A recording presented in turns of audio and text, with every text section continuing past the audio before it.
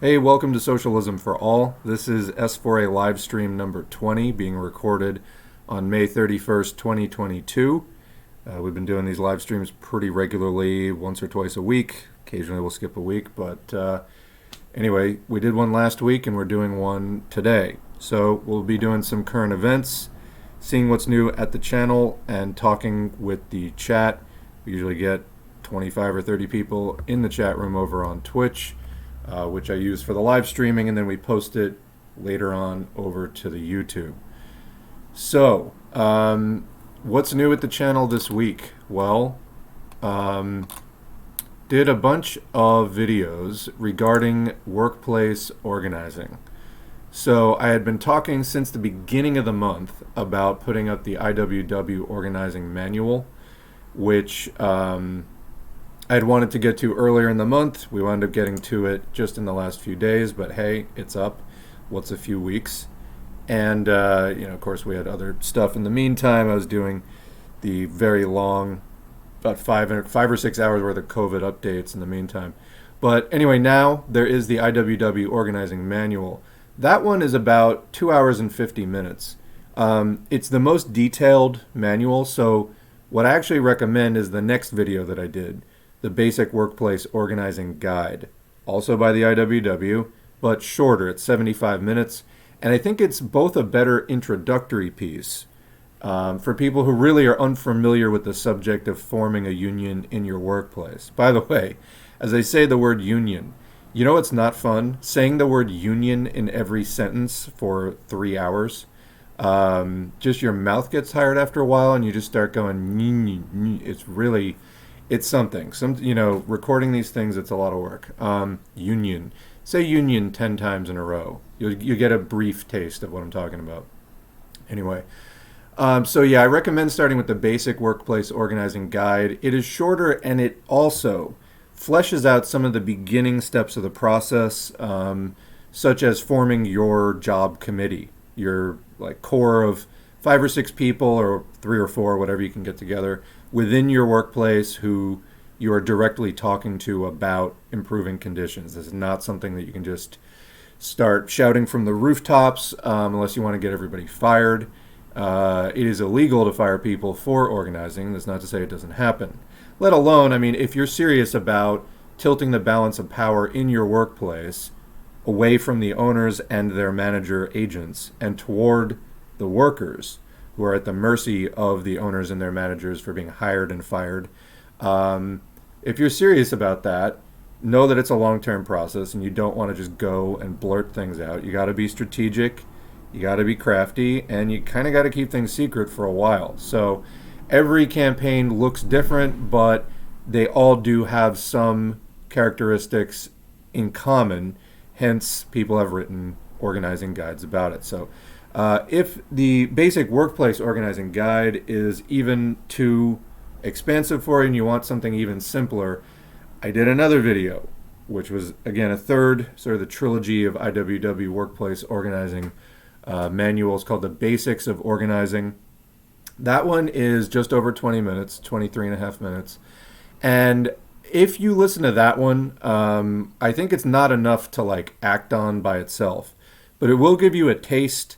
And I think it will reinforce some of the basic concepts in the Basic Workplace Organizing Guide.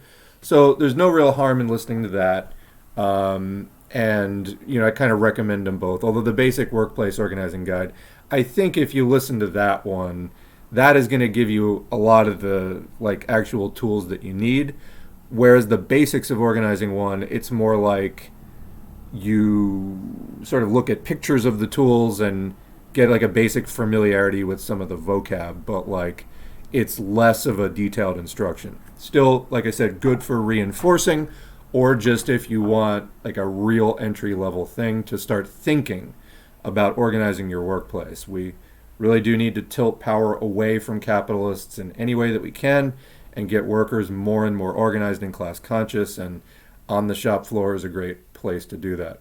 So the fourth thing about organizing is, I would say, in order of complexity, it's that Basics of Organizing, the 20-minute one, then the Basic Workplace Organizing Guide, which is about 75 minutes, then the organizing manual, which is just under 3 hours. And then, after you've sort of digested all that stuff, I would recommend, as number 4, reading or listening to Organizing Methods in the Steel Industry, 1936 by William Z. Foster. Just put that up yesterday. That was apparently used by the Amazon Labor Union. And what I think that is a great example of is really large-scale labor organizing. If you're just like in a restaurant, or you're in a retail store or an office, like wherever it is, it's more kind of micro, and close to it level. The organizing methods in the steel industry is really large scale. They were talking at that time about organizing an industry with 500,000 workers in it and running a true national campaign, not just like even regional or state level, but a full-on national campaign. So that guide is 52 minutes. It's a lot of bullet points and it's a lot of sort of numbered points, but it's very good for understanding how does a large-scale labor union campaign actually go. After you've sort of gotten the basics of how do you organize within one workplace from the other guides, and some basics of how does the labor law system work and different things like that. Note, this is not legal advice, just a general overview of what are workers' rights with regard to U.S. labor law. And then organizing methods in the steel industry is like, again, how to prosecute a national campaign. All are interesting, all are great. And you can see where, Amazon, one of the biggest companies in the world, you would want a reference like that where, it's talking about lessons learned from massive strikes involving, or organizing campaigns and then eventually strikes involving hundreds of thousands of workers. So, very good resources all around. And, there's been a lot of stress from me recently on organizing. I said at the beginning of this whole S4A project that I started a little over 2 years ago, started using the hashtag Revolution 2030. It seems to me like as different political tendencies sort of go out and try to make their case in the world, they push real hard. Within a decade, they can have sort of a major, media moment. I mean, not just within the media, but like that it actually takes hold of people's minds and shapes the discourse within 10 years. And it seemed to me that after sort of, both the Bernie campaigns had come and gone, that, the far left starts really pushing, we can have a moment by 2030. Now, we're a few years into that, and you see people seeking out more and more revolutionary socialist ideology. We are absolutely trying to further that and to, encourage people to take the next step beyond that, which is actually getting organized, because just sitting in your house and listening to audiobooks, it's a starting point, but it's not really a way to affect change out in the world. It's not really a way to confront capital, and that's what has to be done.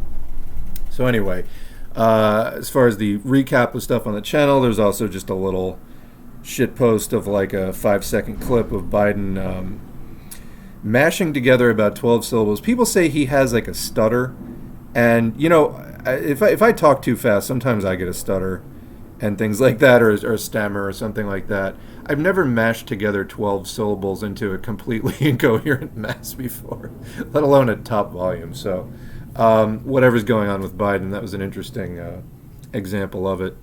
Finally, the 6th video since the last live stream is something I titled Under No Pretext, Marx on Guns, Address of the Central Committee to the Communist League, 1850 by Marx and Engels. So this is about a 45-minute audiobook. It's actually uploading right now as I'm doing this live stream, so really nobody in the chat will have had a chance to hear this, although if you're listening to this on the YouTube channel, probably it'll have been up for about a day or so.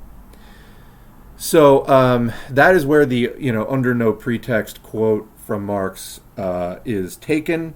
However, and with all of the talk that has been going around about guns and what's going on with mass shootings in the United States, I thought that this is kind of like a big Marx and Engels. It's a noteworthy Marx and Engels text in its own right. It also talks about the permanent revolution, later picked up on by Trotsky, etc. Um, but I thought that it would be, just an interesting time to visit that document and to hear the under no pretext passage in context. And really, like, it does mention guns in this, or arming the proletariat, but it's kind of in passing. Marx does recommend, in the context of the bourgeois revolution, this is basically the revolutions of 1848, 1849. The bourgeoisie was doing away with feudalism basically across Europe. It was a huge tidal wave of revolutionary activity all across Europe.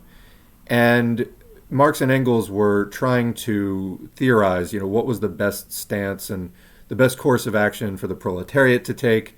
They did not think that the proletariat was going to take power in that moment. They thought that the bourgeoisie was going to take power at that time.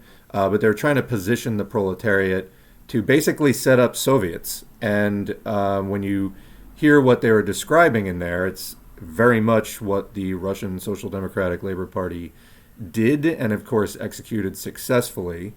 But it's far from a treatise on like gun rights or gun control. It's just the workers should set up their councils and be armed and be prepared to fight get as many concessions from the bourgeoisie as they can as the bourgeoisie sets up the new government, but also set up this parallel revolutionary workers' government of councils, or again, Soviets, that's what the word Soviet means, and don't have the workers rally behind the new bourgeois government, which is, of course, a mistake all the SOCDEMs make. Have them rally behind your workers' councils so that, okay, the bourgeoisie has succeeded in setting up this new, let's say, provisional government, but don't rally your workers behind that. Rally them behind your own thing. They stressed above all keeping workers politically independent and not having them fall for this lesser evil, or you're going to be the spoiler or split the vote thing. Literally, I mean, some of the lines in this document could have been taken from 2022, Democratic Party stuff, honestly.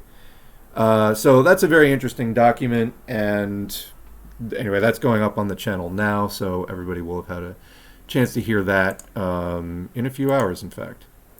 Actually, probably less. It's probably almost done uploading now.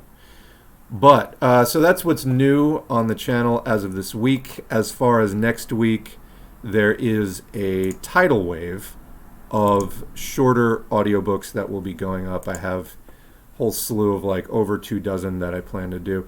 I gotta say, I am really most happy, as far as running the channel is concerned, doing the audiobooks and doing the commentary, sort of teaching the audiobooks, helping to break it down for people.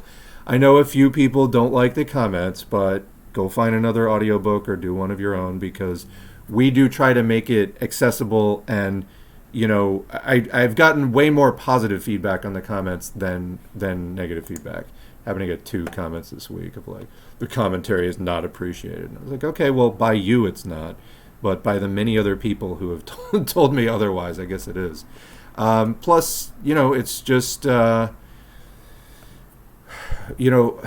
trying to actually have people learn this material, not just sort of, try to memorize it by rote without really internalizing it. So that's the idea.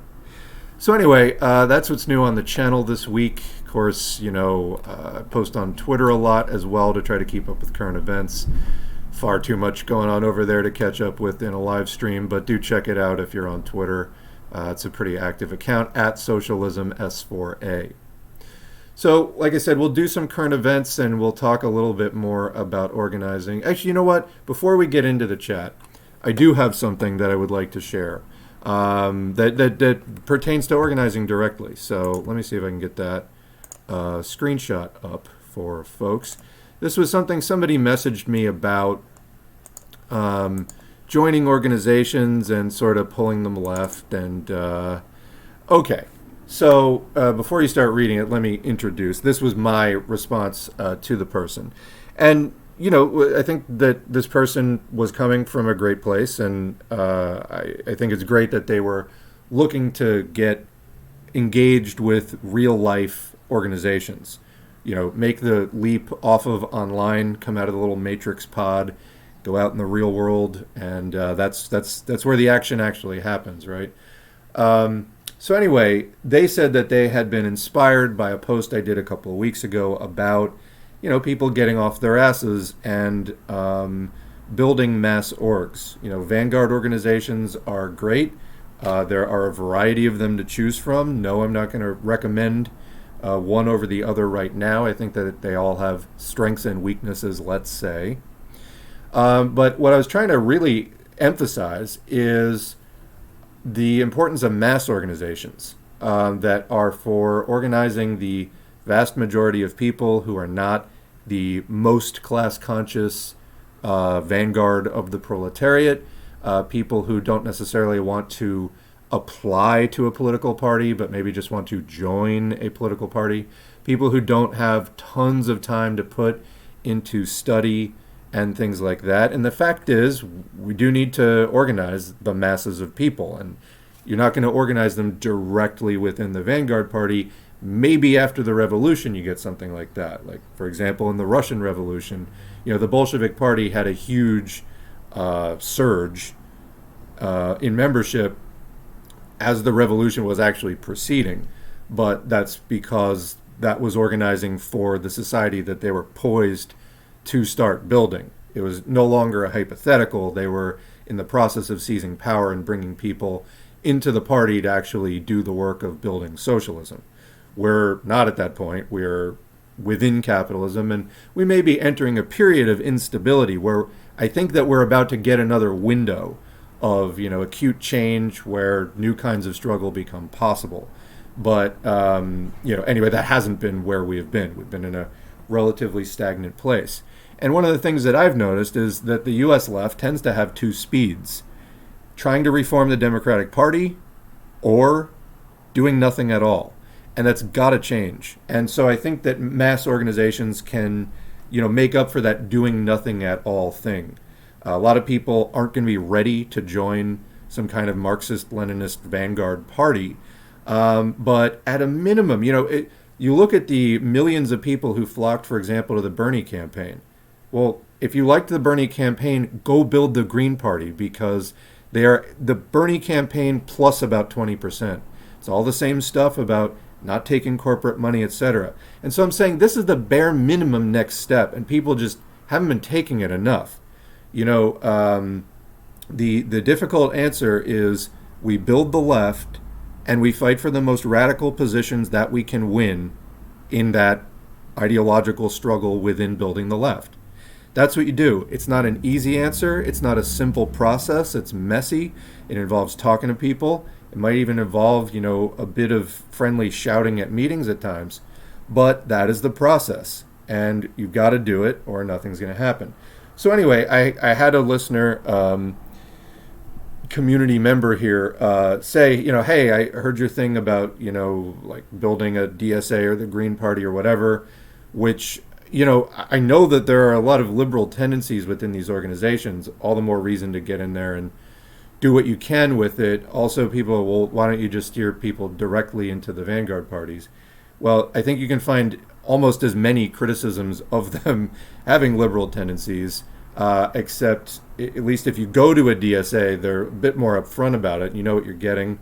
Also, in a lot of areas, it's the only thing you can find. I'd really rather see people do that, network with other people on the left, and maybe set up a new project next year than just sit around and do nothing because nothing is pure enough. That's not really going to work.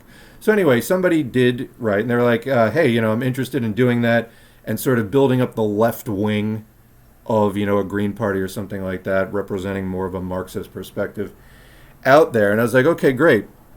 And then they said, well, I reached out to some people I know, and I asked them if they wanted to help, and they all turned me down. And I was like, well, why are you reaching out to other, did you reach out to the org? And they said no. I was like, well, why are you reaching out to other people?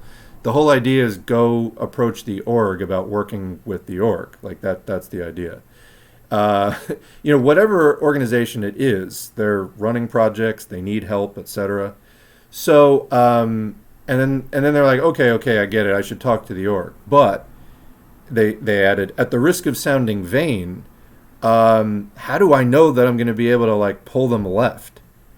And I was like, okay, what is your experience with? We were specifically talking about DSA and the Greens. I said, what specifically is your experience with either of those organizations? And they said, none. I was like, okay. And they're like, actually, I haven't been a member of an organization yet. I was like, all right, well, so here is where, what's on the screen comes into play.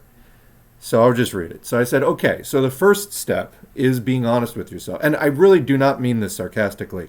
I sympathize with all of the people out there listening to this who have never been part of an org and literally don't know where to start. You start just by introducing yourself. It is honestly that simple. With the mass organizations, you don't need to apply for membership as you do if you're going for more of a vanguard party that they're going to, want you to study this curriculum and this and that. Like, you just show up. They're mass member organizations. All right. So I said, okay, so the first step is being honest with yourself that not having done an evaluation of either org, you actually don't know how much either needs to be, quote, pulled left. The first step is actually interacting with them to see where they're at and what they're doing.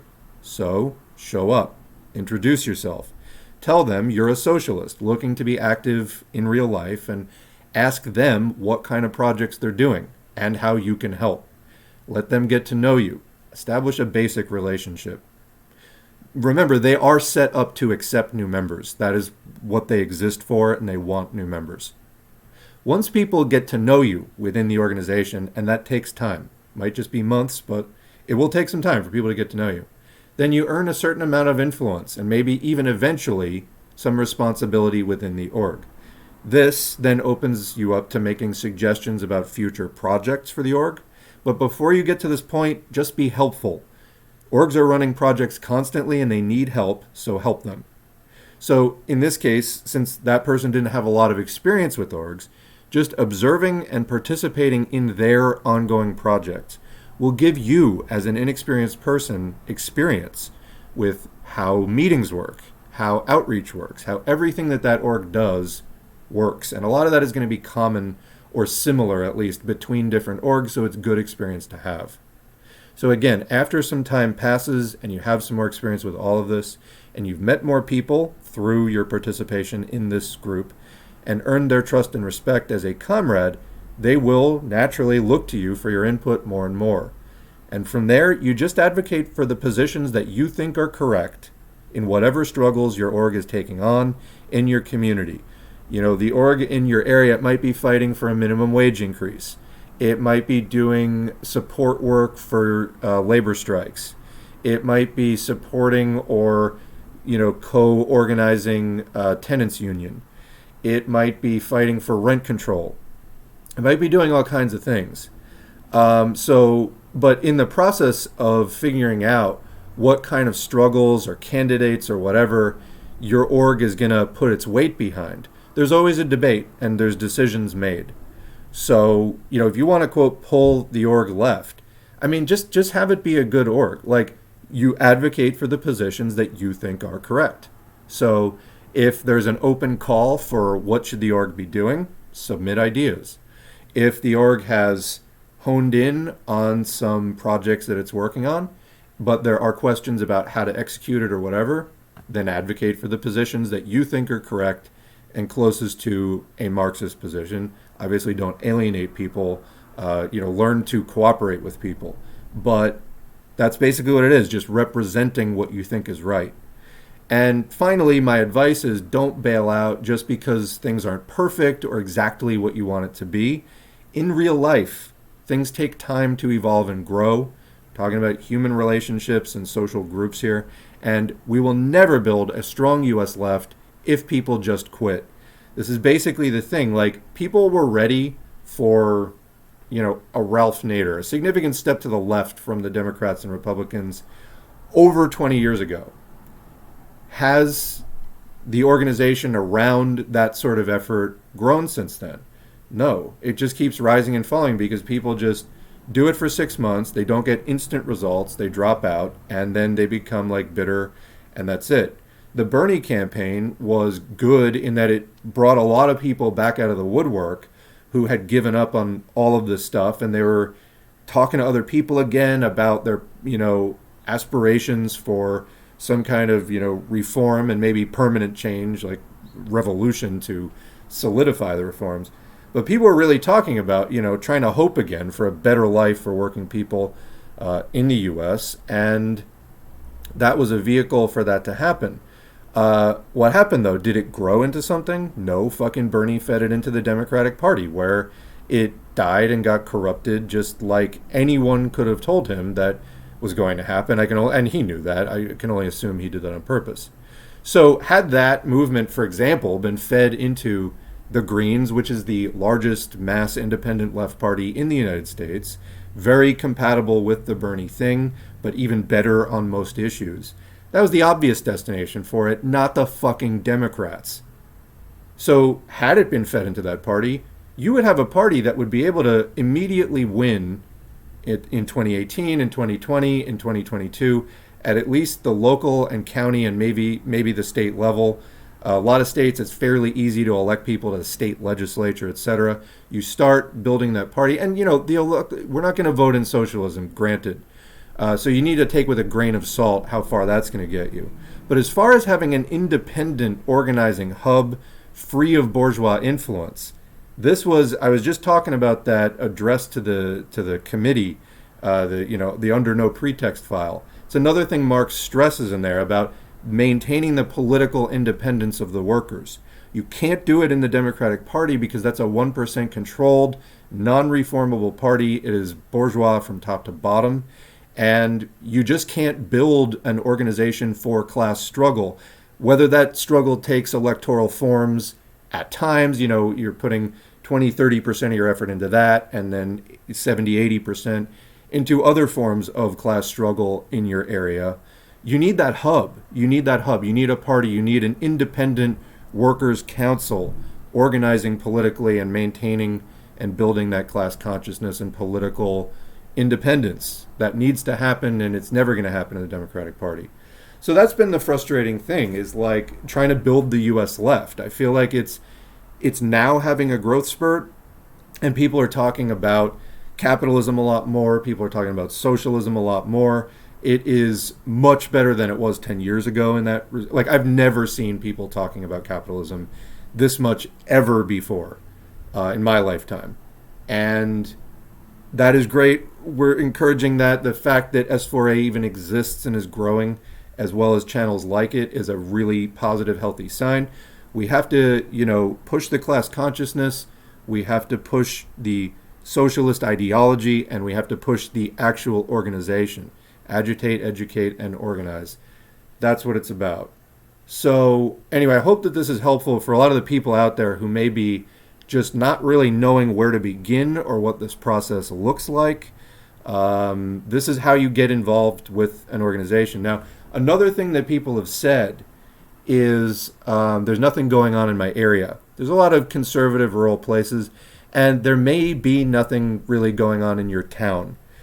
If that's the case, you may want to hook up with more of a statewide project and support them in some way, and then maybe ask if you can be introduced to people in your county, and then get something going in your county, something like that. But the process of working on issues always is basically the same thing. You analyze the conditions, you see what the struggles are, what the problems are, you talk to people, talk to working people in your area, as it mentions in the workplace organizing guides that we put up. This is active listening. It's about 80% listening, 20% talking. When I say analyze conditions, observe what's happening, and a lot of that observation is ask people and listen to them. If you could change 3 things about your situation, what would it be? And see what people say. And if you can get even 3 or 4 or 5 people working on this in your county, and again, maybe you meet them through more of a statewide org and set up a caucus for your county. That's how you do it. So, and then it's just a question of where do you find the people to talk to? and obviously look for the more disadvantaged people in your area if you want to actually do proletarian organizing. If you listen to the petty bourgeoisie, then you're going to get a bunch of petty bourgeois concerns. You don't want to really be organizing around those primarily. You want to talk to the people who really are at the bottom of the exploitation hierarchy and build up from there. So I hope that that's helpful as a starting point here for today's live stream. And then let's go into the chat. I will put the... where are we? There we go. All right, let's go into the chat. All right. So we're behind the chat as always, so I'm just going to go through and see what people have been saying since they logged in. So a couple of people, first-time listeners, happy to be catching it today. And let's see. Yeah, okay, so somebody asked, S4A, can you explain your post about a shortage of guns not being the reason for there not being a revolution? I think you said it was rather a lack of class consciousness. Yeah, so this is, goes right in with what I was talking about. The USA has more guns than people. It is not like a lack of guns that is the reason why there hasn't been a socialist revolution. Workers in the US have not launched a socialist revolution due to a lack of class consciousness and then a lack of organizing. It is not like a weapons shortage. That is not the thing. It's not like, the class consciousness is there and people did do all the organizing and then the bourgeoisie got violent and we weren't able to defend ourselves. That is not what happened at all. Like I said, it hasn't even been really getting off the ground. I think it is starting to now, and that's a process, again, Rev 2030, we want to build this over this decade. I think that is entirely possible. I think that we're headed for big instability, and I think more and more people are going socialist these days, and we want to do educational efforts like this to get them in the right track and then get them hooked up with an organization where they can actually confront capital in their local areas and then hopefully also in coordination with other groups across the whole country and maybe world as appropriate. So that's what I mean. It's not like, the class consciousness is there and the organization is there, but people can't defend themselves. That's not it at all. The USA is drowning in guns. That's really not the problem. So, and honestly, after a revolution for public safety, there would absolutely need to be a lot more gun control. There is it's a gigantic public safety problem. Yes, social conditions dramatically influence this, but every socialist country has had a pretty reasonable amount of gun control. The USA is an arms dealer. It's an arms market. It's a fascist war zone. These are horrible conditions that we're existing in right now. Young alienated people get indoctrinated into white supremacy and other fascist mindsets, which are just kind of commonplace around the country. What's passing for mainstream conservatism today is basically fascism. So we live in a hellscape where you can also get your hands on a weapon that discharges hundreds of rounds a minute super easily. It's a violent, ugly, disgusting place. It is not peaceful in the slightest. And we need to organize for better conditions. What that's going to be under capitalism versus what it would be under a socialist situation, I think, are different questions. And I'm not particularly trying to weigh in on that right now. But people are trying to, have some kind of a discussion about this in the wake of the mass shootings. And I think there's a lot to be discussed and a lot to be unpacked, not to use that cliche, but there's a lot to talk about. Actually, so somebody that, I follow on Twitter was talking about, what are the sort of Marxist takes on what's going on with these mass shootings? Why are there so many in the U.S. in particular, et cetera? And, my basic response is we're reaching the crescendo of a decades-long escalation by the far right in a country that has tons of weapons, and there's a lot of other specific U.S. cultural features that shape the actual manifestation of it. Short version, it's the same reason there's so many other manifestations of fascism going on. It's just that's when you marry all that ideology and these horrible conditions that people are coming up in with, it's the same reason that people will verbally attack disadvantaged groups instead of attacking capitalists. It's no class consciousness. It's this twisted fascist consciousness. So, add that to a country that is like drowning in guns. Like, why wouldn't you get a lot of mass shootings? So we need to change these conditions in many ways. That would be my answer. Continuing, what do we think of fact checkers? There was an argument concerning them in the very broadly leftist community I'm a part of. They might have been helpful at the start of the pandemic, for example. Yeah, I mean, so the Democrats like to say that they're the party of science, and I think that this sort of falls under that category. Science is truth and knowledge and all that kind of stuff. It's the relentless pursuit of truth, using the scientific method, et cetera, et cetera. The problem is capitalism and the profit motive / profit mandate corrupts science and restricts it and hinders it. And so you get these fact checkers. Remember, we're in class struggle. This is class society. The ruling class, the bourgeoisie, is always trying to twist things towards maintaining their rule. So will you get some independent fact checkers? I mean, the bottom line is this is going to be shaped by class ideology, and the bourgeoisie doesn't ever want to look bad. Sometimes they will admit truth, but then sort of, distance themselves from actually acting on it.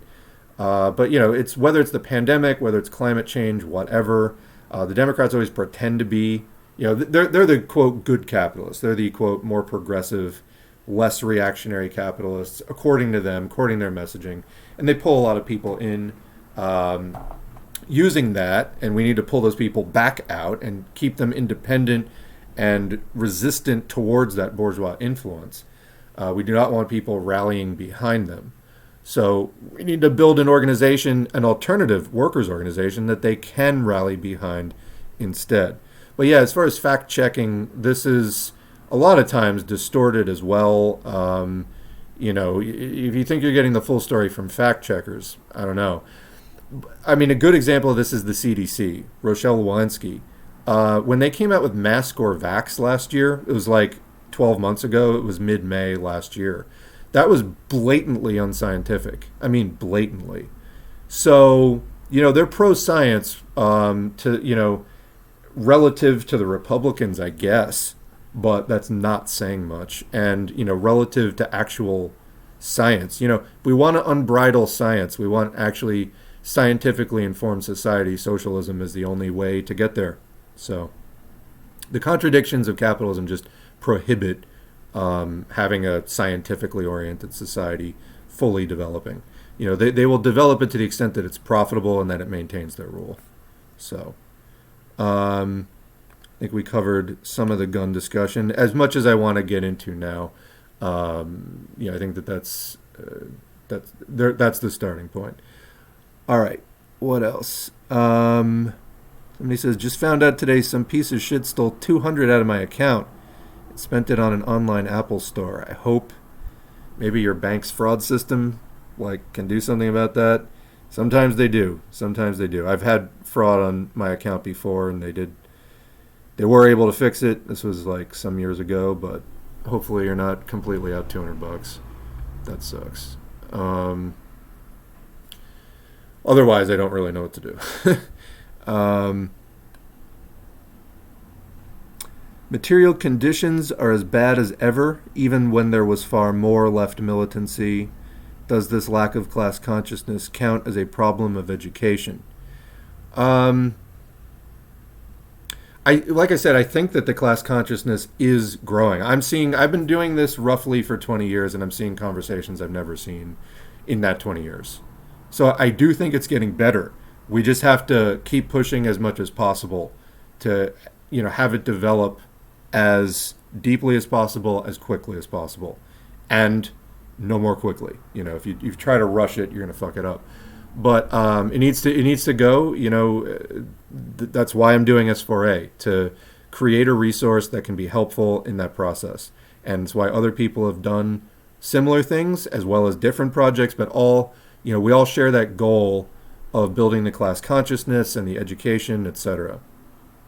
So anyway, thank you, somebody, for reminding everyone this is not a debate bro stream, so we're not just doing take collecting. Honest questions for discussion are one thing, trying to facilitate a conversation here, but yeah, we're not just doing takes. Also, if there ever is a troll, I don't see any in the chat log yet. If there is one, just ignore them, and I will eventually ban them when I catch up. So, let's see. He says, love the community fostered here. Yes, it is really good. And, let me take this opportunity to say, let me hear from you all. When you all have stories in your life, share them in the comments, whatever. I do moderate the comments on the channel for a variety of reasons. I'm just trying to keep this as streamlined as possible.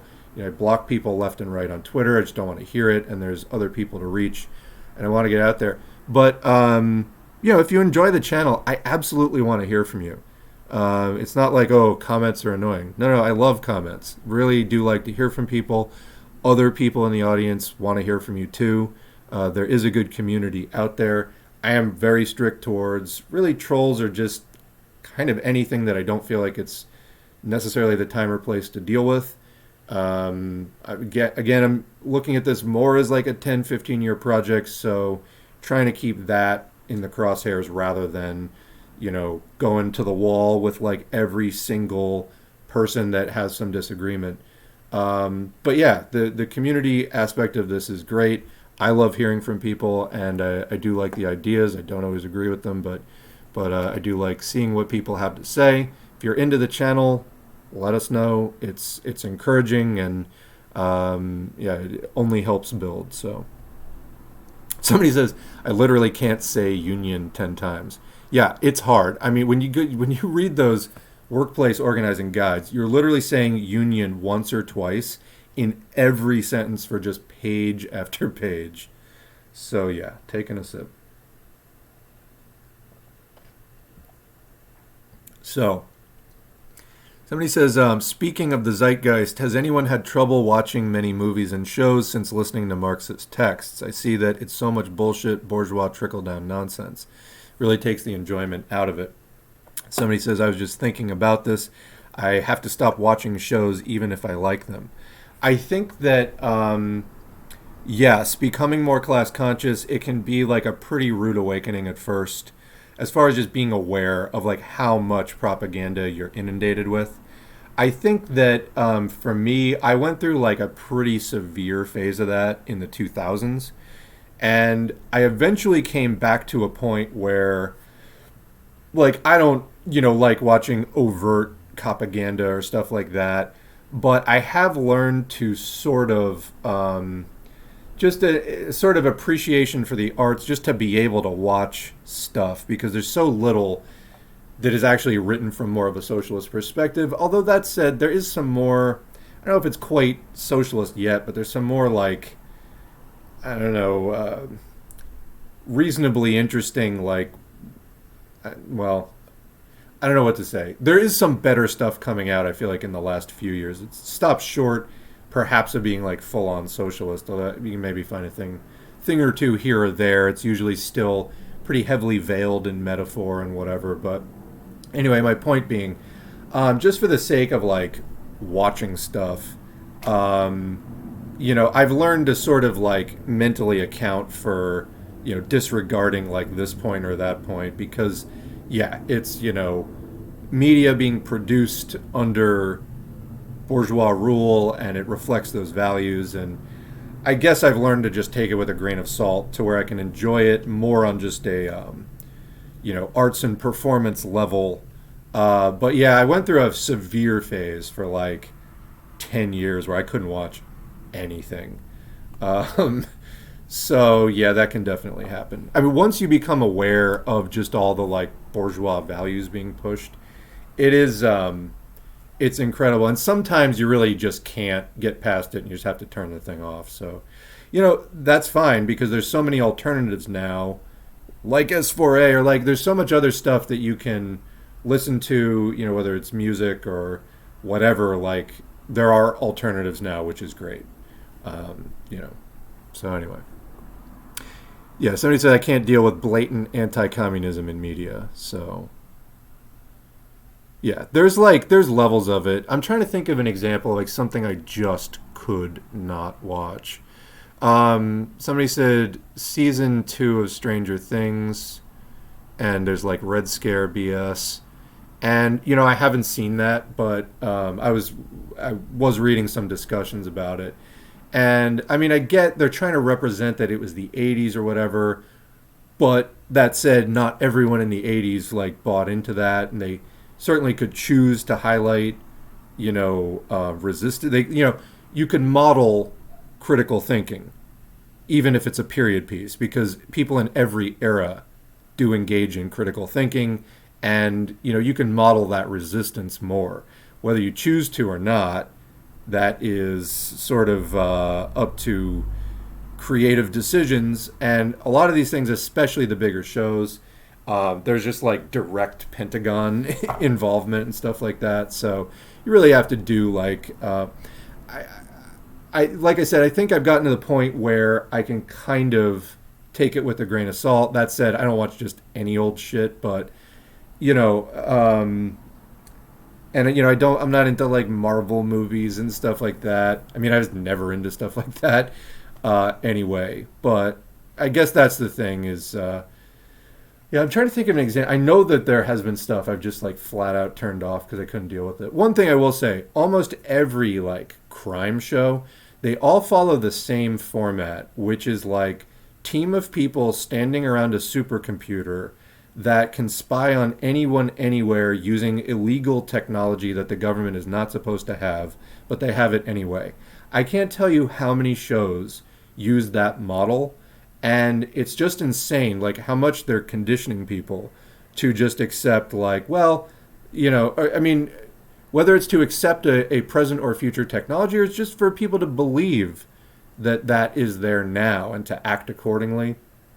It's kind of nuts. I'm sure that there is a lot of it out there, but I mean, just even on a creative level, very unimaginative. But I think it's more than a coincidence, and I think it's more than a convenient, not plot device, but just sort of like way to set up your show that you can do all this exposition really easily because you just have your hacker team member like call up all the computer stuff, and then you have access to all this information about whoever the target is. That stuff I think is some of the more pernicious out there. But there's other stuff. They did a reboot of MacGyver of all things. That is blatant CIA propaganda. Blatant. I mean, it's like they didn't even try to hide it. I don't really watch network TV. I happen to catch that, but it's like, I mean, it's coming literally. It might as well have like the CIA's like logo down in the corner of the screen as like a watermark. Some of the shows are just on that level. So it is what it is, and fortunately, there's tons of more proletarian alternatives that you can do. Although sometimes it is fun to watch the stuff with the bigger budgets and everything. You just have to really go in thinking very critically about what you're watching. And hey, if it pisses you off, write a long Twitter thread about it, and you can vent that way. But I mean, isn't that where BreadTube came from anyway? People doing those kinds of like cultural essay kind of things. I mean, at a certain point, no one needs any more essays about it. That said, sometimes there are some striking, very interesting points to be made about something going on, but I don't know. All right, anyway, back to the chat.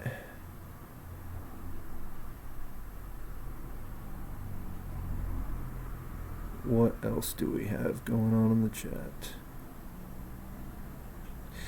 So somebody says, on imperial economics, do we like Michael Hudson and his idea of super imperialism? I've basically only seen him appear on Gray Zone and don't know whether to take him seriously.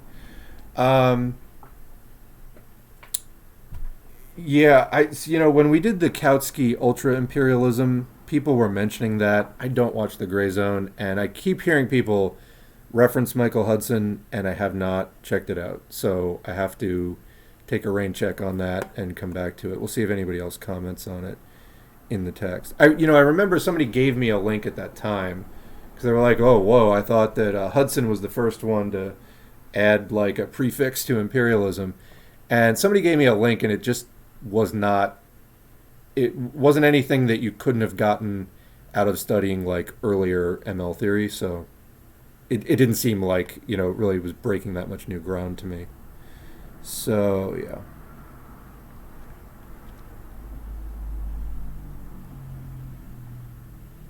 Okay, here's a comment. I'm not really sure what is being said here. When people experience the chronic decline of liberal free market, their eyes will turn to economics of the future. Well, it's been happening for 45 years, so yes, I guess this is as good a time as any to interject a few comments about the threshold of getting people to act. It seems like U.S. Americans will take almost anything lying down, and the threshold for getting people to actually get concerned, stand up, get in the streets, etc., is way too high. Way too high. So, as far as their eyes turning to the economics of the future, naturally, this is also... this is some of what Lenin argued against with economism, as far as the economists thought that people should just, or workers should just engage in class struggle, and, they would sort of develop class consciousness at their own pace spontaneously out of that. And Lenin argued vigorously against that, saying, no, we need to be actively introducing class conscious, revolutionary class consciousness to people. You can't just wait around for them to develop that on their own.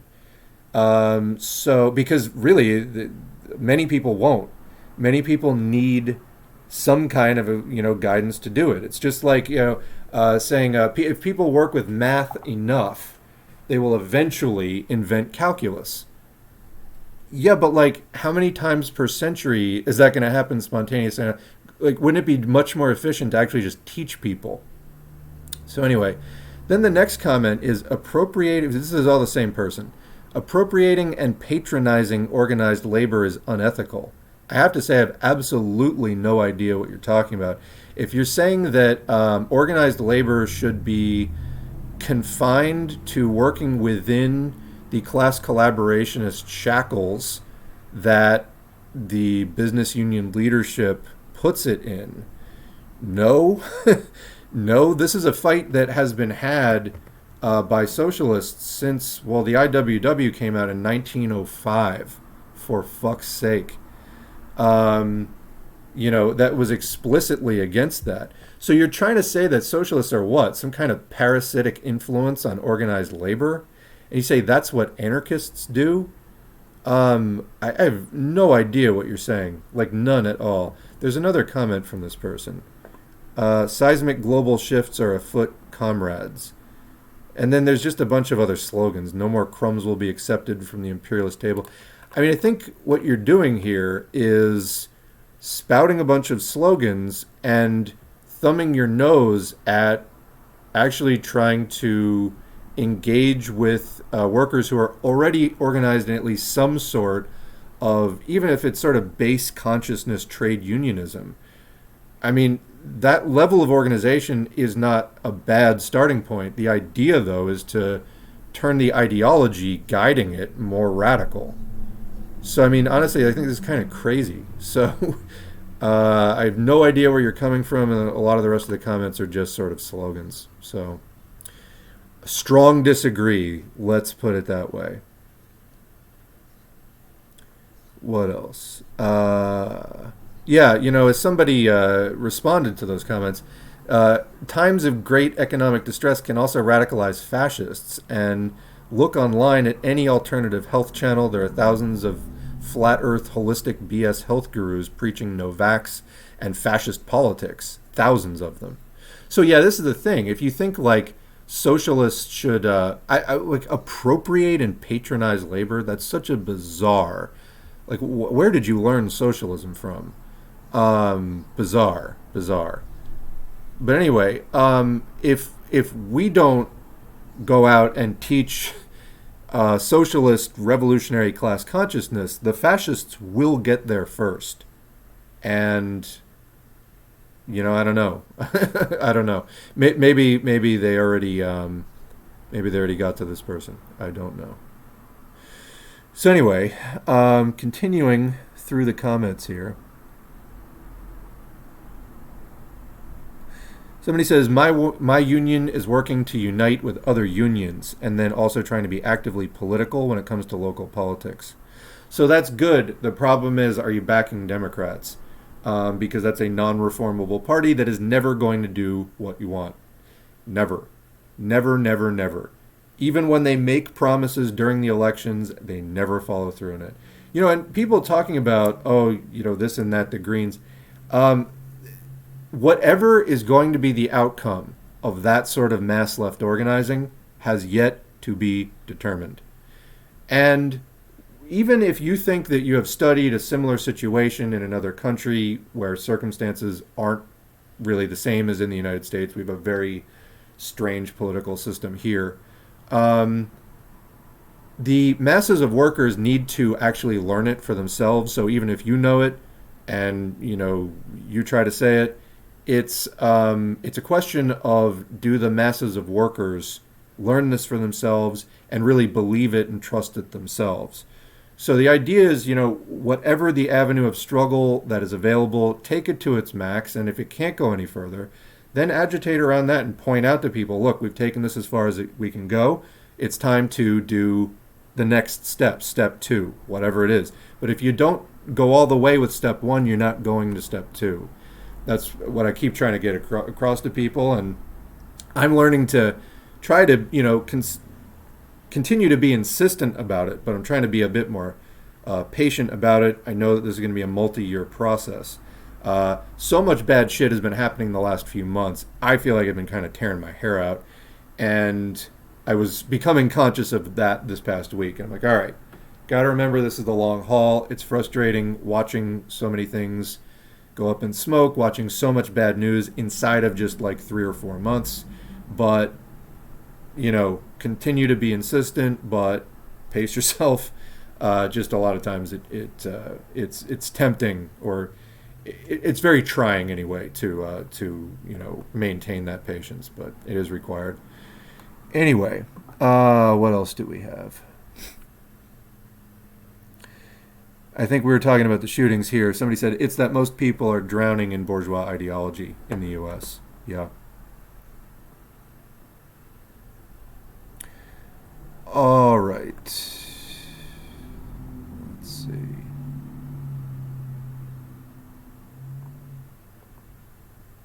All right. I think the person making the rather strange comments needs to take a timeout for the day because they're monopolizing the chat and I can't read anything. I'll let you back in for the next stream, but you're just fucking talking too much.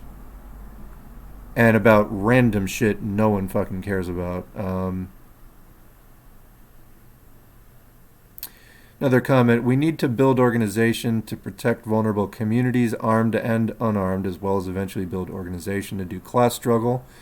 So let's point out also that when the Black Panthers were doing their thing, California made very specific efforts to enact strict gun control that seemed very much directed at a group, revolutionary militant group like the Black Panthers not having guns. Like, that was very clearly the goal. So it's something that people are going to have to keep in mind. Certainly that, the bourgeoisie wants to protect itself, and whatever moves we make, we have to be strategic about that.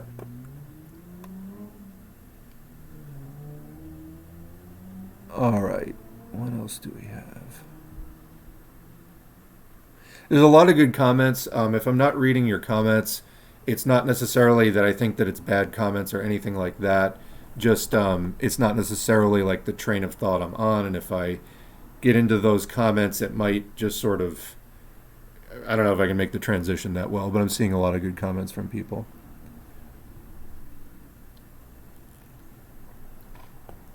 Hey, we got our first genuine spam troll. Artie.exe. Want to become famous? Buy followers. Advertising a website. You came into a fucking chat with 22 viewers to say that? Amazing. What do we have? Oh, somebody says Under No Pretext is up now. Yes. Probably is. Oh, somebody says they have to watch Red Dawn. We were talking about media. Red Dawn is, in a word, and I'm talking about the original 1984 one. They did another one in like, I don't know, about 10 years ago, a little more recently maybe. That was originally the remake of Red Dawn was supposed to be about China. And then they wanted to sell it in China. So they made it about North Korea instead. But somehow it becomes a bit less plausible to think that the DPRK is going to be like doing a mass scale invasion of the U.S. Fairly absurd. But anyway, the original Red Dawn is not just like tacky, blatant, unsophisticated, ham-fisted propaganda. It is the most boring action movie that has ever been made. Ever. It's a terrible, terrible film. Even with a great cast. Like, there's a lot of charismatic people in the cast. And it's a terrible movie. You can't even, it's not even like a so bad it's good. It just stinks. Anyway. Somebody adds, there are a lot of movies that aren't really meant to be pro-communist, but still end up being that. I mean, you know, a lot of the people, so there's a reason that there was the Hollywood blacklist, for example, during the like McCarthyist Second Red Scare era. Because, you know, a lot of people in the arts are more radical, and they would put it into their art and movies even. And so there's this big conservative push to like, you know, anybody who expressed the slightest amount of sympathy towards socialists would be like blacklisted from doing any screenwriting or directing or whatever. So, I mean, there have been pretty serious efforts to like eliminate that. I do think that especially now in the current environment of like more series than movies and social media, and there's more kind of like, you can do a lot more with a smaller budget due to like digital and things like that. I think that there's a lot more independent stuff coming out that isn't necessarily being run through like the Hollywood, Pentagon, NSA, like, you know, intelligence complex, you know, for approval. I think there's a lot more stuff coming out directly. And then, you know, that's not to say that all of it is going to be revolutionary socialist in nature. It's going to be a reflection of whatever's on people's minds. So if we as socialists are able to do good outreach efforts and good education, and we're able to maintain a strong foothold in, you know, whatever the cultural outlets are, music and social media and, you know, video sites like YouTube and stuff like that, then it'll be influential and people will pick up on it, and you will see that reflected more. As it becomes artists' values, you'll see it reflected in the art. And that's a good thing. I think that, you know, anybody doing art should certainly try not to be counter-revolutionary or reactionary, and should be, you know, it's not that you have to make your art like political slogans. Like, it doesn't need to be overtly political in a way that is like necessarily wearing it on the sleeve, but certainly geared towards more social consciousness is a good thing. This was a thing, so like back in the 90s, you know, rock music was still really big. It was before hip hop kind of like took over as really huge as far as like, you know, what was considered pop. It was still kind of more, rock was still like really big. And people didn't really get that there were like, when the alternative bands and like, it was kind of like second or third wave punk, and, you know, and the, I don't even want to say it wasn't really grunge so much, but like all that sort of garage and like punk stuff and what was called quote alternative came out, it wasn't necessarily that like right wing rock old values of just like riding a Harley and like drinking a certain kind of whiskey and like, being like macho and all that kind of shit. Like, because it had loud guitars and drums in it, um, didn't mean it was all coming from the same place. And I think as the 90s went on, especially into the 2000s, as lines of class struggle and political lines began to sharpen, like, and I want to say especially to younger people, if you've come into like the media world in just the last 5 or 10 years, the class lines and political lines are sharper now, like much sharper than they were 15 or 20 or 25 or 30 years ago. Like, people were much more apolitical in the past. There was more of the like lingering class peace, class collaboration thing going on back then, and you'd see it reflected in music or whatever. Whereas like everybody just sort of got along, but as time went on, and people started asserting different sets of values that reflected different class interests or different other identity interests. Lines started to sharpen, and so you see now some like blatantly reactionary artists like Ted Nugent or Kid Rock, people who've like really taken a stand for like those old right-wing values. They're kind of like dinosaurs, and anyway, it's just sort of interesting watching the evolution of ideological struggle within the world of media and the arts. I guess general topic, you all can take it from there. What else do we have? All right, we're still. Oh, we got another one. Oh, we got some like legit bots in here now with names like Planet X and then a bunch of numbers. Clearly not real people. I guess we're getting on the map, friends. We're getting on the map. The bots are coming for us. What else do we have going on in the chat? Hey, I've actually caught up with the chat. Look at that. Look at that. Netflix wouldn't allow pro-communist stuff, but it does allow some light anti-capitalism. Yeah, I don't know. There's so much stuff on there. I don't keep up with it at all. Thank the 99% slogan from Occupy for that class clarity. I will say, Occupy failed to do a lot of things. It had some successes, though, and it was the beginning of that conversation about capitalism. And it was the beginning of like that rudimentary class consciousness. We're talking about the zygote stage.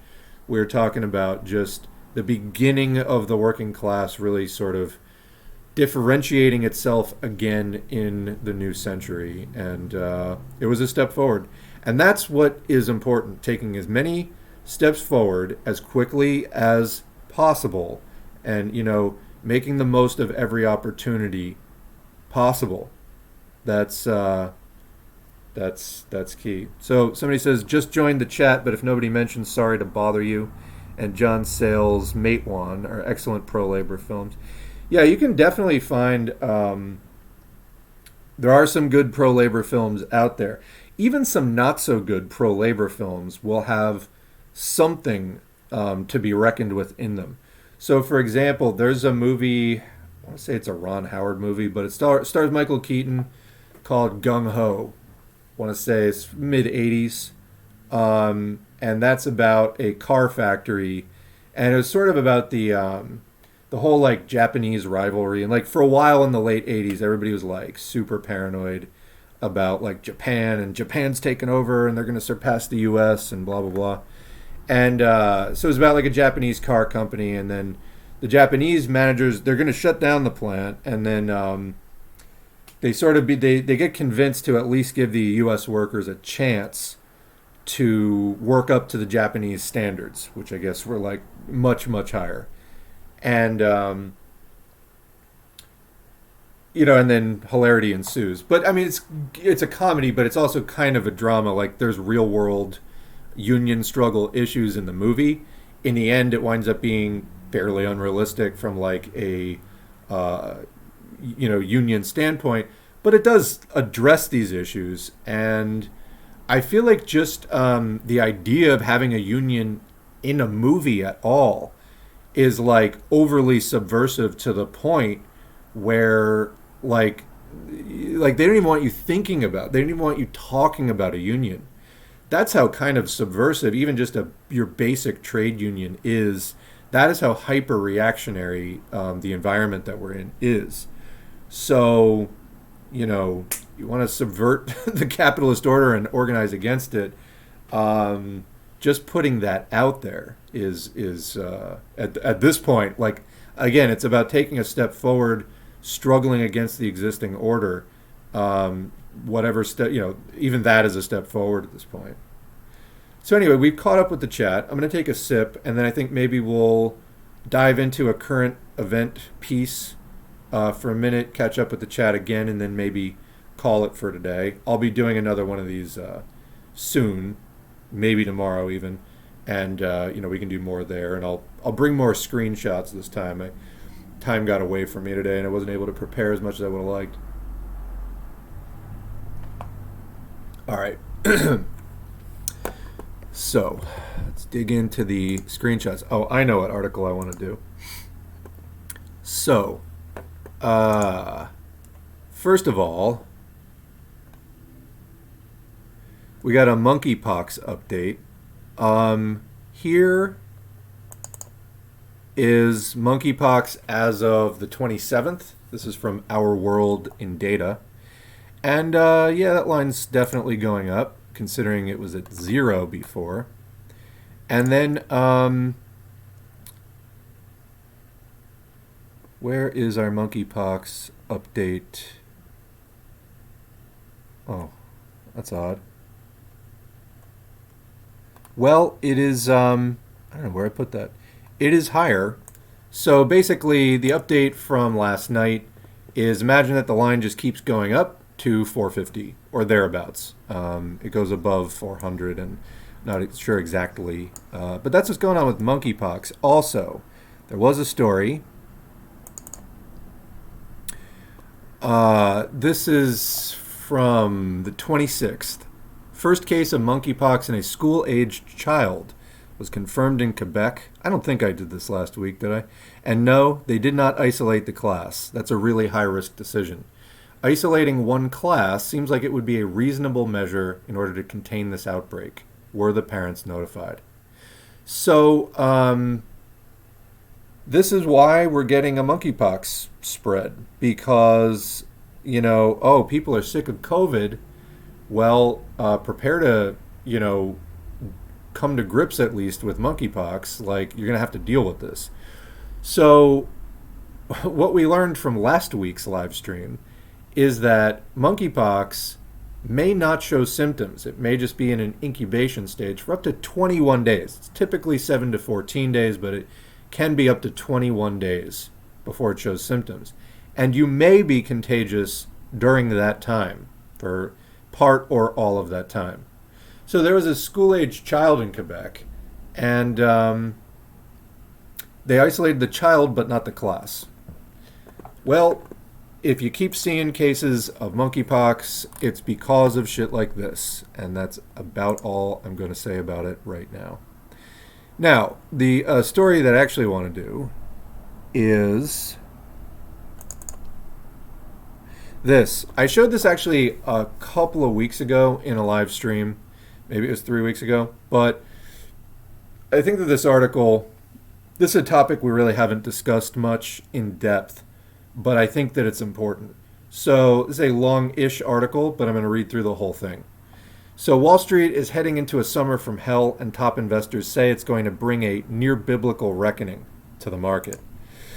Sounds bad, and it's going to sound even worse as we get into it. But this will give us a few jumping-off points to talk about stuff. So this is from 2 weeks ago, May 15, by Lynette Lopez. Welcome to Wall Street's Summer from Hell, a period of extreme volatility and uncertainty that will bring a near-biblical reckoning to markets.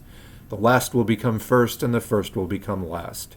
After years of inflating, it's becoming clear that the everything bubble has burst.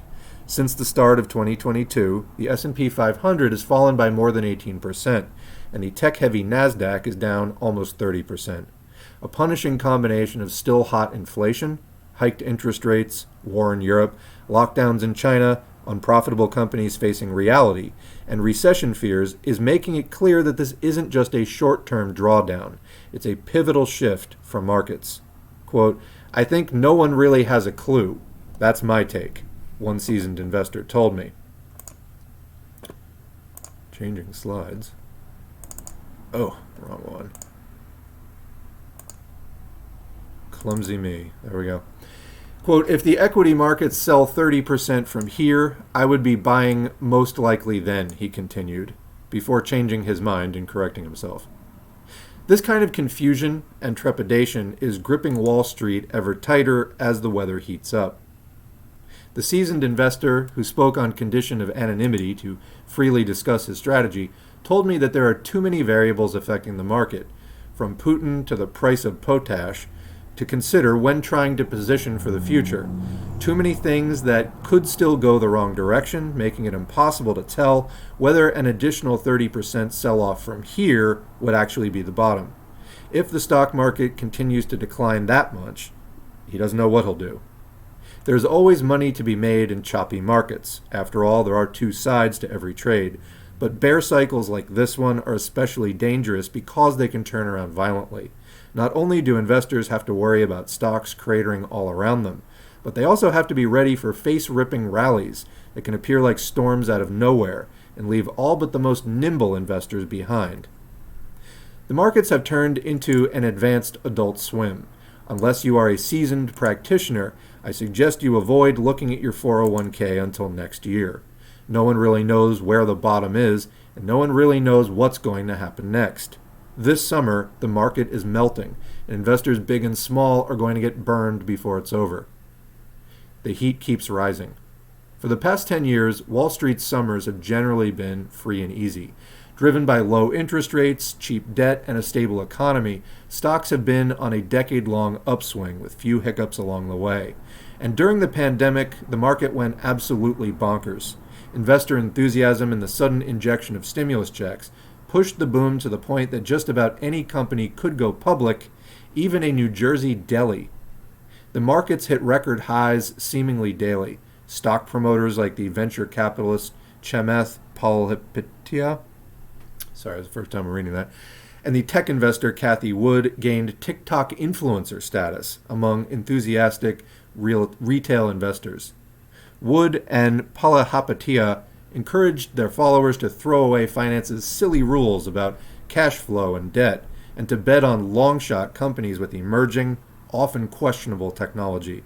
Wall Street, which never lets a good fad go to waste, forgot itself as well. The money sloshing around in all this goofiness was too good to pass up. But all that changed over the past 6 months, and the market has gone from free and easy to a chaotic mess. This level of destruction feels stunning, but it really shouldn't. Wall Street always knew this day would come. Investors have talked about it incessantly for years. It's just that, as with the rapture, no one knew the hour or the day. We also didn't know how savage it would be when it arrived. Inflation didn't appear in the U.S. quietly or subtly. It started rising in earnest in the summer of 2021 and recently hit levels unseen since the 1980s. The Consumer Price Index reached 8.3% in April, a bit down from recent records, but still more than 4 times what the Fed wants. As a result, the Fed has little choice but to raise interest rates, a move that may be good for the economy in the long run, but would crush stocks in the interim. The pressures pushing up prices are also coming from around the world.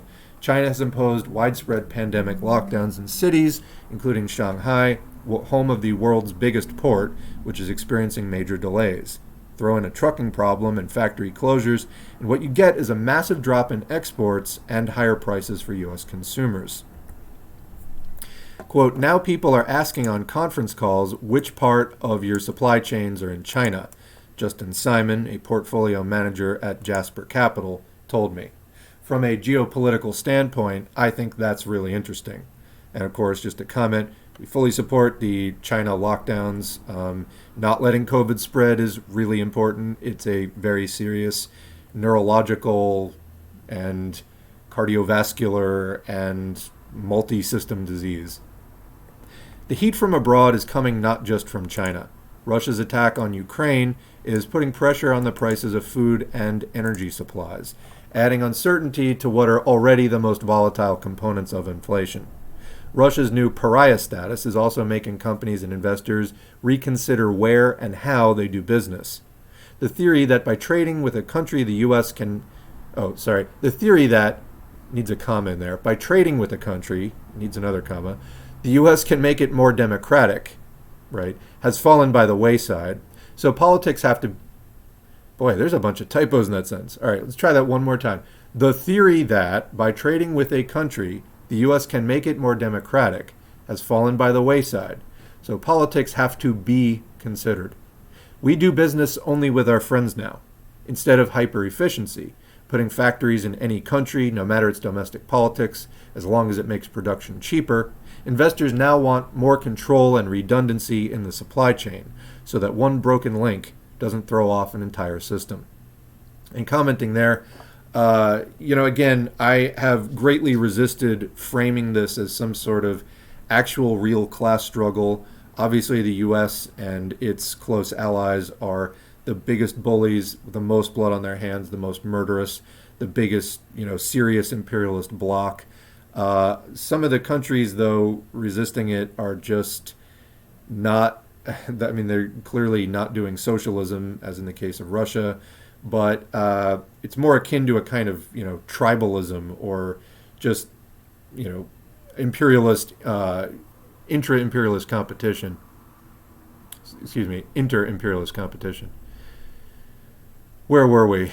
But especially that we do business only with our friends now. And this idea that the, hyper-efficiency, the sort of race to the bottom, I think you're still going to be seeing some amount of that. Obviously, capitalism demands the lowest, costs or expenses that it can find. But it's just, anyway, such a disgusting situation. Let's get back to the article.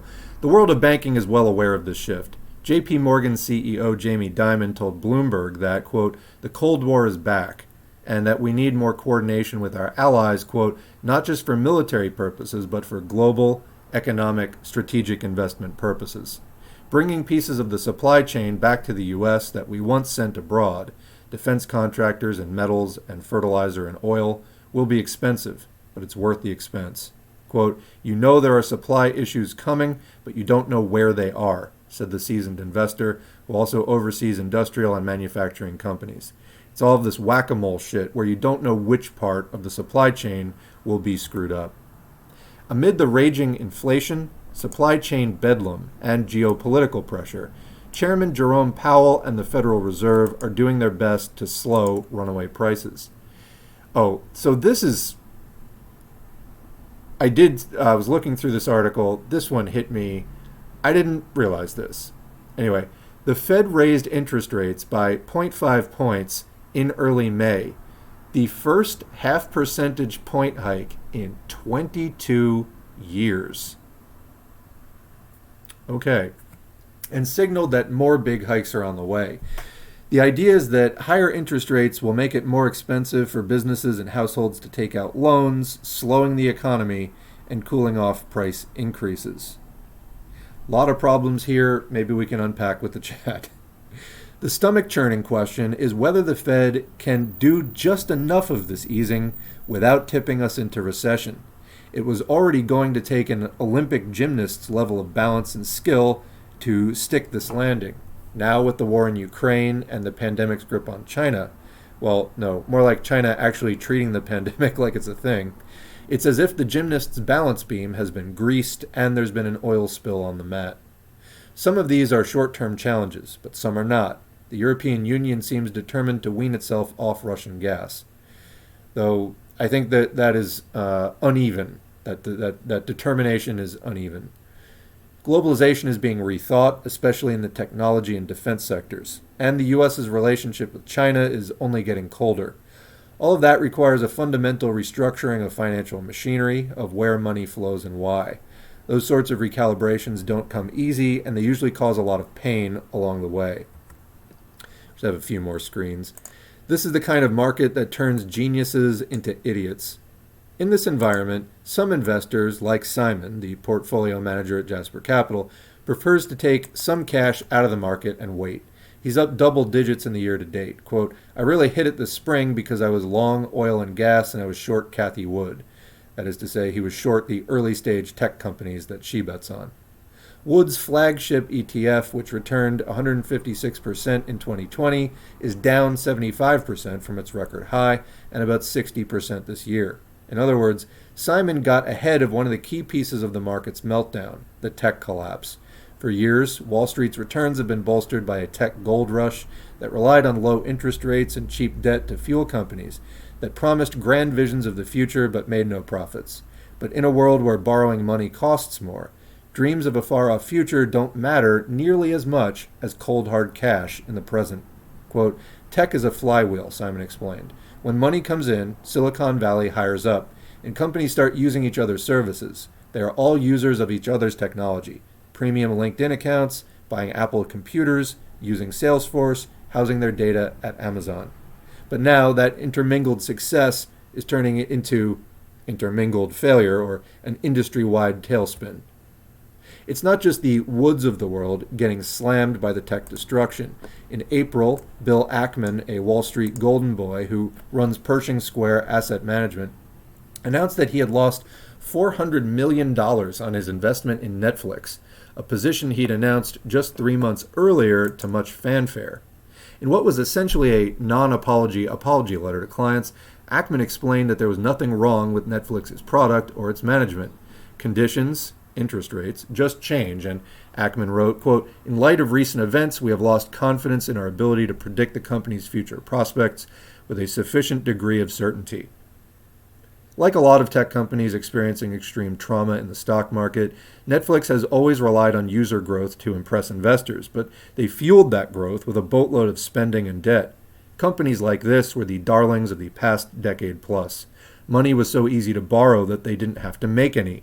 They could just take on debt and show investors how much they were growing. Quote, "The kiss of death for tech is when tech starts talking profitability. Then the tide goes out, and you'll figure out who's been swimming naked," Simon said. And profitability is what Silicon Valley is talking about right now. Uber's CEO basically gave a sermon about it last week and said that, and said that going forward, hiring would be a, quote, "privilege." Meta is having a cost-cutting push, and so many fintech companies are having layoffs, it'll make your head spin. Even some of the most resilient tech giants are taking it on the chin. Apple just lost its status as the most valuable company in the world and is down 20% for the year. This is not a drill. A whole lot of money just evaporated, and a lot more is probably about to disappear along with it. Have a great summer, Wall Street.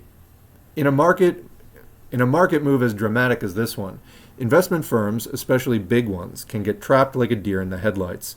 Theoretically, they could just start buying other assets, but that's not how Wall Street works in practice. It's not easy for an investment firm to just change its strategy.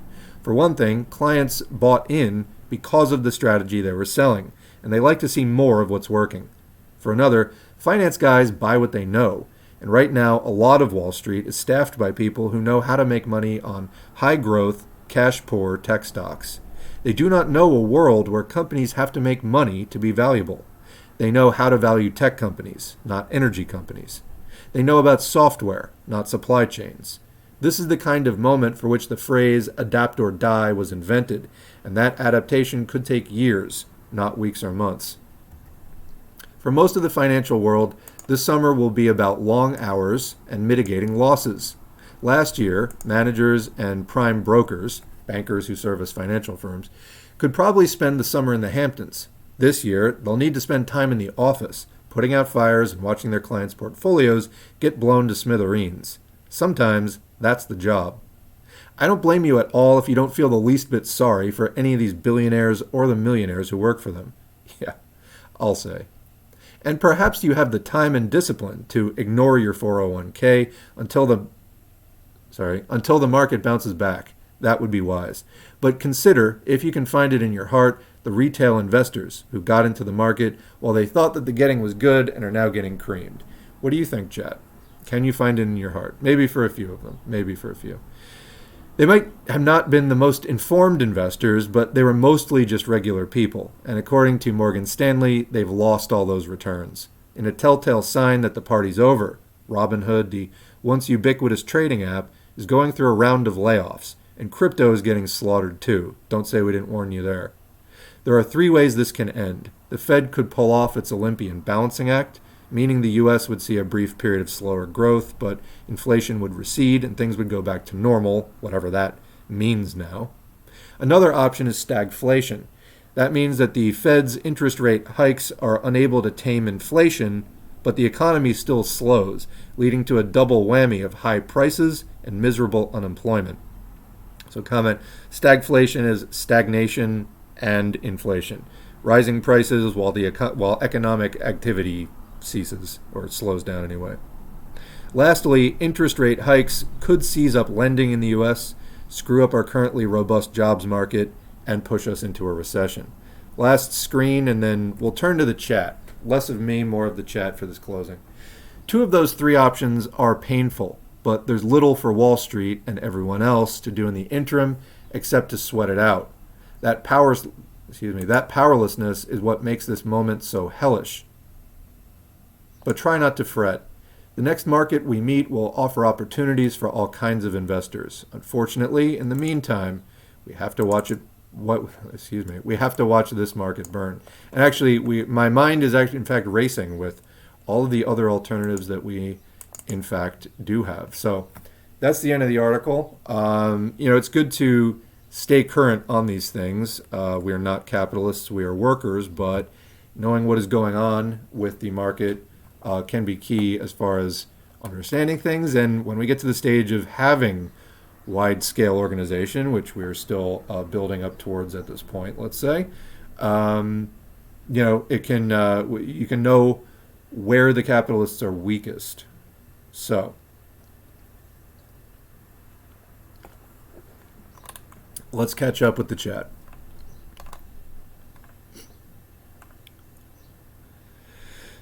All right.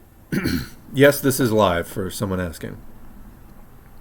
So, comments. I love how the market goes to record highs before bursting. If we do our jobs, we will make people understand this instability and that the boom and bust is intrinsic to capitalism. We would explain that the stock market is a signal for how good workers and families are getting screwed, not a marker for presidential success like the overpaid pundits say on TV. If the billionaires play their cards right, they will just have people using their last dollar to buy crypto. Fuck. Good points all around. Are we officially in a recession? Just for chat, I'm young enough. Oh, yeah. So, so someone in Europe says, in Europe we are. Austerity is already underway. Another comment, something that might be good for socialists to start talking about again, or / more. When these banks and companies start collapsing and asking for bailouts again, we should start calling for full nationalization. That's what they should have done in 2008, 2009. So I think just to respond to that, yes, that is a good thing to call for. We need to, at the same time, I think, also make clear to people that, expecting the capitalist government to really be serious about nationalizing them is really unrealistic.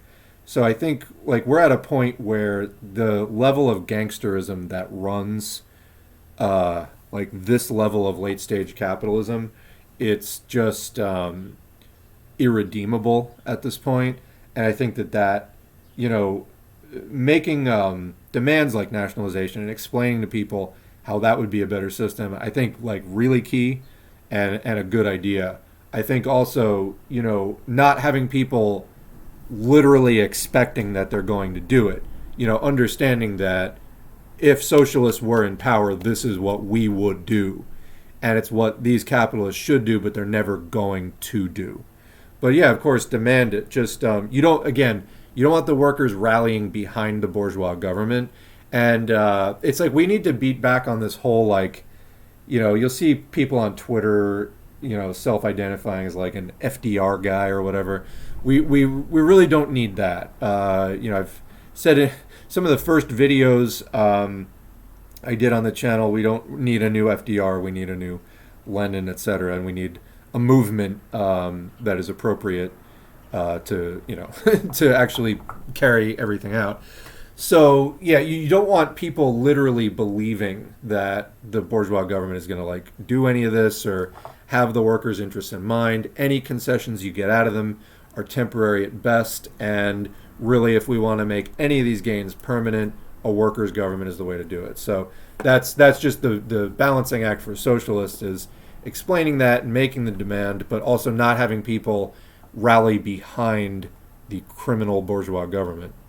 And that is redundant, by the way. It's not like that's a special kind of bourgeois government, but we're just seeing what happens when the bourgeoisie runs. I mean, this is just, it's capitalism. It's the exploitation of capitalism. It's just the damage it does, especially at these advanced stages. It is just criminal. It's evil. The outcomes are disgusting by any moral standard. So, and it's because the whole thing is driven by profit. Even if they want to do something differently, they are constrained by that profit motive / mandate. They just literally can't do anything differently. Yet at the same time, they won't give up the system. So we need to develop the demands for a new system and present that program and rally the workers behind it. And we have the numbers. So more comments. Honestly, with fuel and food prices, I'm wondering if we are close to some first world uprisings, especially if things keep heating up with Finland and Sweden. Maybe with Russia bogged down militarily, they will start cutting off the gas. I can only hope that if a situation like that arises, that socialists will have the necessary level of organization to rally people in the appropriate direction, because that the fascists are going to be pushing for it too. So, another comment. I mean, to be honest, if historical materialism continues to dictate certain capitalist trends, the U.S. empire may have reached one of its final recessions before the major break. You can only funnel social and private capital into the hands of individuals for so long. It is incredibly consolidated now. They literally cannot, to put it as Parenti does, quote, bleed the republic so that the patricians can pursue their plunder. I mean, what we saw in 2008 was a kind of global financial meltdown that the capitalists had long been gloating that they had, but they've been saying this since the 1920s also, like before the before the crash of 29. They were saying in the 20s, like, oh, we finally figured it out. We've got the recipe of, we've worked out all the contradictions of capitalism. It's stable now, blah, blah, blah. Then 1929 rolled along. So, I mean, they will always say that. And, I think that is a major point to harp on, that this is an intrinsic feature of the system. It's an unstable system. That is definitely, when I talk to people, that's something that, if you want a stable economic system, capitalism is not it. And boom and bust is built into it. Global financial meltdowns are built into it.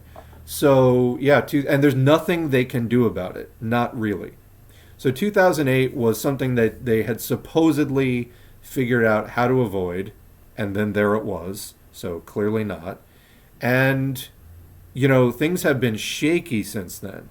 So, I mean, the thing about it's been a super long time since a 0.5 interest rate hike.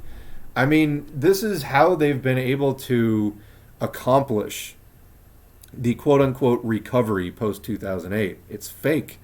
It's just flooding it with money, and then you wind up in the situation that we're in, where housing is like 3 times the price it should be, for one example. And they're talking about food shortages and all this other stuff. Some of this is driven by actual, not scarcity, but dips in supply. Some of it is, but some of it is just crazy stuff going on with the money supply. And, what they were talking about as far as just flood the economy with money, and the companies aren't actually profitable. They're just borrowing money and growing, but there's not actually like a net profit. Oh, we'll profit at some point in the future. And then the interest rates go up. It's harder to borrow the money. And then, as I like the metaphor of, you find out who's been swimming naked when the tide goes out. All that free money stops sloshing around. Who's actually got a leg to stand on? And we're about to find that out. The problem is, when the sort of Ron Paul types are, because I remember that was a thing in 2008, where it was like, if you really believe in capitalism, just let it crash.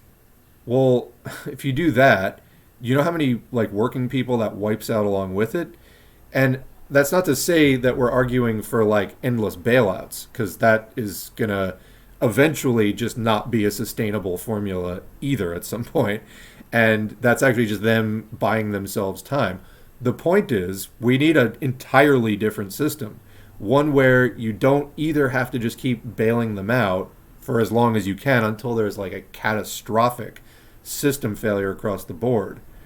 Or you let it crash every 7 or 8 years and like it destroys lots of working people's lives. So we need a different system.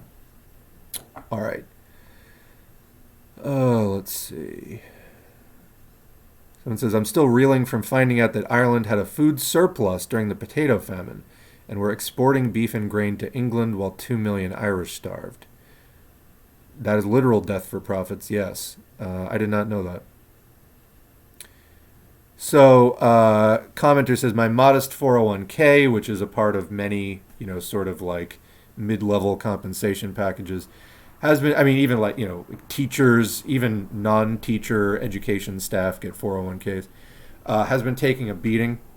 It dipped really bad when COVID hit, then returned to normal. I have continued to contribute at the same rate. It hasn't really moved in 2 years. I work a trade and am 34 years old. Yeah, this whole system, like, it's got to go. May we be done with it, certainly by the time you've retired. But a lot of work in the meantime. A lot of work. Listen to the audiobooks. It's good, but you got to get out in the world. And following up on the potato famine, the way it's told, there were just not enough potatoes. No, the potatoes were planted in ditches and in people's backyard. All the good land was owned by colonizers and capitalists. That actually sounds very interesting. What resources were you reading that out of? Is Giannis Varoufakis in the chat? He is not. All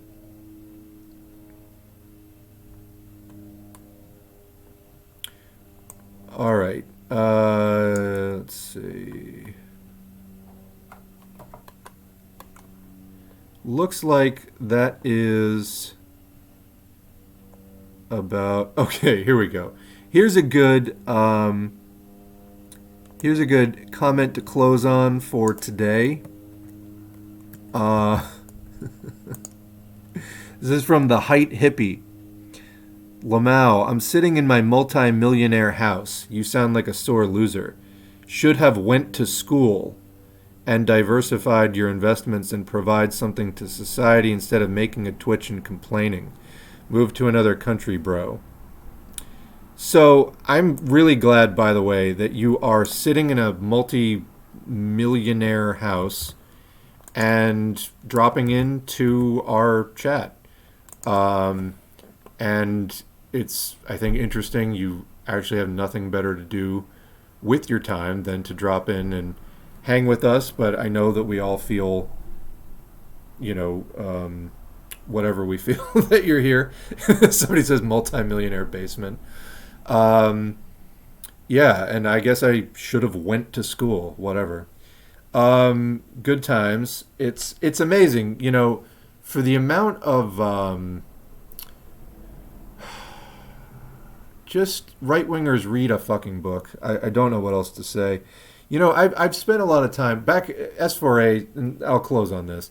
S4A started as a Facebook page. That was basically the first 1,000 subscribers on the YouTube channel. It was like back in the Facebook days, back when you could still do left-wing things on Facebook. Hard to believe, but there actually were such days before they basically cracked down and kicked everybody off.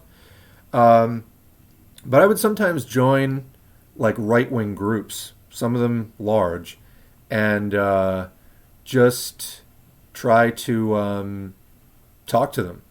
And let me tell you, after talking to like hundreds of people, literally I think one or two were even able to engage in like a civil conversation. It's incredible, but just the I mean, just having a the basic knowledge base. I mean, just not even about socialism, but just about anything. I mean, I don't know if it's the homeschooling. Like, I don't know what's going on there, but it was like having just a conversation was impossible.